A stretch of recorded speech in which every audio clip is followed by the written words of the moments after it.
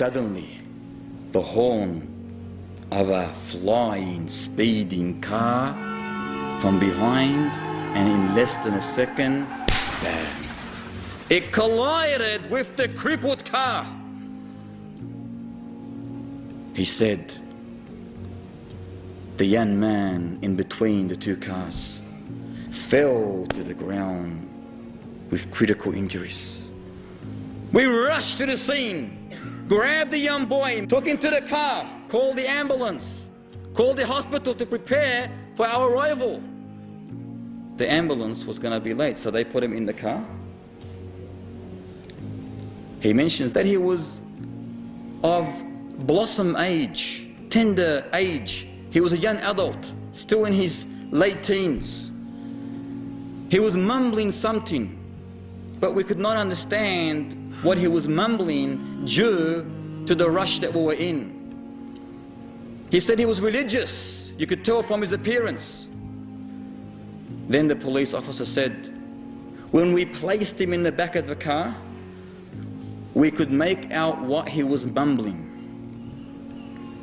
He said, through all that pain, through all that suffering, his heart was reciting the verses of the Almighty Lord. He said he was so immersed in the recitation that, subhanallah, you could not even tell that this young man was suffering. You could not even tell that this young man was suffering. The police officer said his clothes were soaked in blood. His bones were clearly snapped in many places. However, he continued with his unique, tender, soft voice, reciting the verses of the glorious Quran.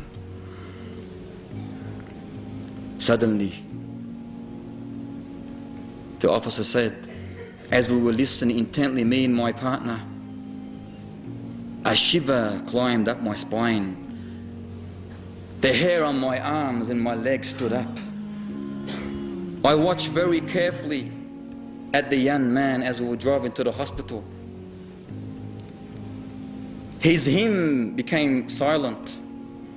He raised his hand, raised his index towards the sky, and said, La ilaha illallah. Allahu Akbar. He said, La ilaha illallah. Thus he slumped. Thus he slumped. He said, quickly I went to the back of the seat.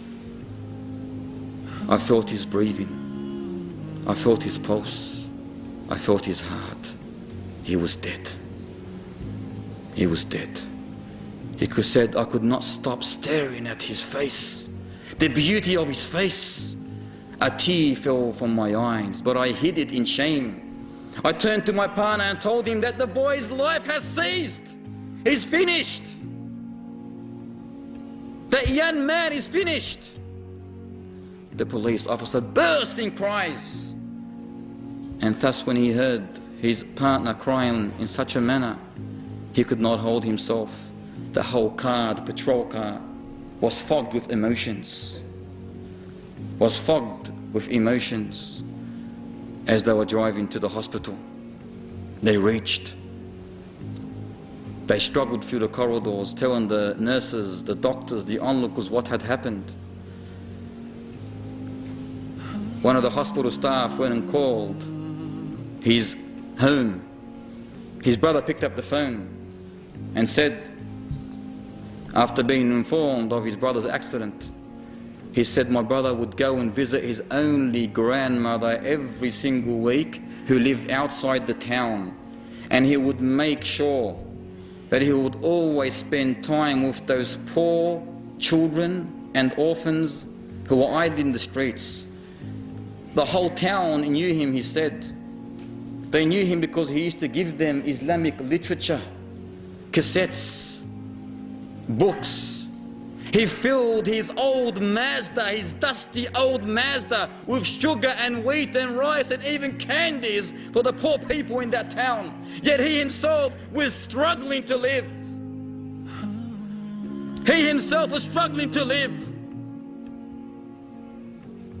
Yet he preferred those orphans, those poor children, those poor families over his life. Thus, his last words was very easy. It wasn't hard for him to utter, La ilaha illallah.